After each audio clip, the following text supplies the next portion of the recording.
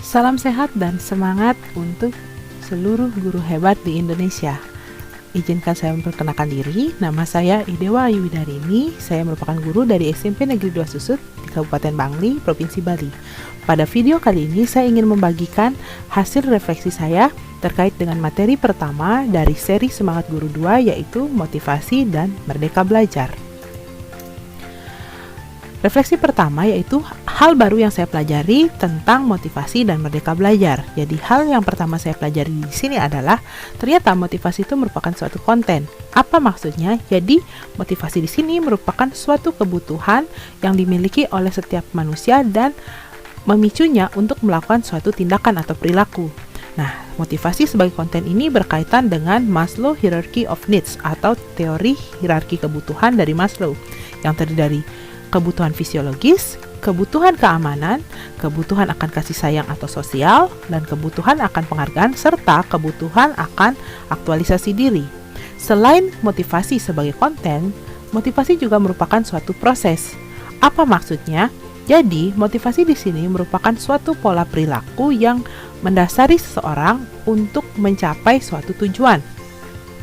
Nah, motivasi sebagai proses ini berkaitan dengan Locke's Goal Theories, Setting Theory atau teori penetapan tujuan dari Locke, di mana motivasi itu selalu didasari dari nilai dalam diri seorang manusia, yang akhirnya akan mengarah pada tujuan atau intensinya melakukan sesuatu untuk mencapai suatu capaian dalam hidupnya.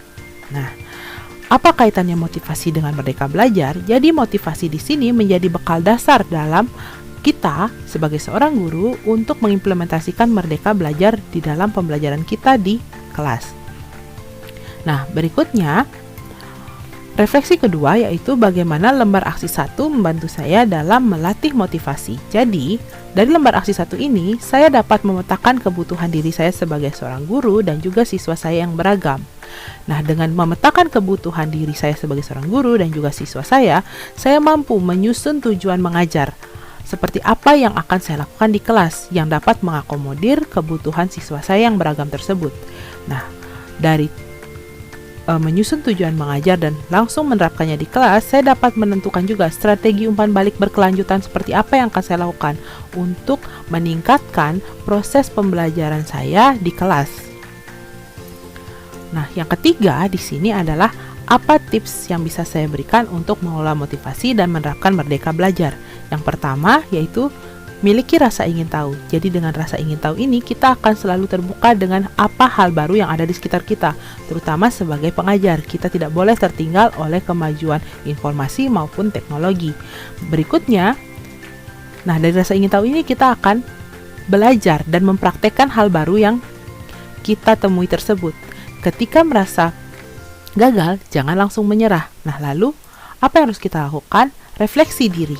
Pada saat kita mempraktekkan hal-hal baru tersebut, pasti ada kekurangan maupun kelebihan. Kekurangan tersebut dapat kita perbaiki dan kelebihan tersebut dapat kita tingkatkan maupun pertahankan. Nah, yang terakhir, konsistensi. Setiap kali mencoba hal baru, kita pasti akan mengalami kesulitan, tantangan maupun kegagalan. Jangan langsung menyerah. Kita harus melakukan atau mempraktekkan hal tersebut secara rutin dan secara konsisten sehingga kita dapat menentukan apa yang strategi seperti apa yang harus kita lakukan sehingga pembelajaran kita dapat meningkat.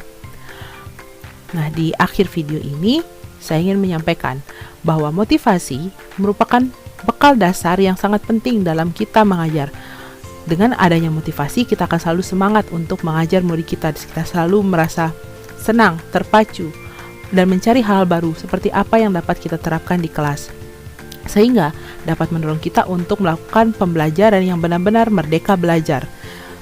Dengan adanya merdeka belajar, di sini murid akan menjadi seorang individu yang tahan terhadap kesulitan dan mampu meningkatkan capaian belajarnya secara mandiri. Untuk guru sendiri pun, kita dapat tahan terhadap stres maupun tekanan, dan juga dapat meningkatkan kinerja kita.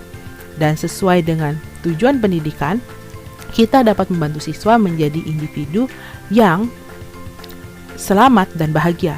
Selamat raganya dan bahagia jiwanya, karena itulah tujuan pendidikan. Nah, demikianlah video saya kali ini. Semoga bermanfaat dan Sampai jumpa di video berikutnya.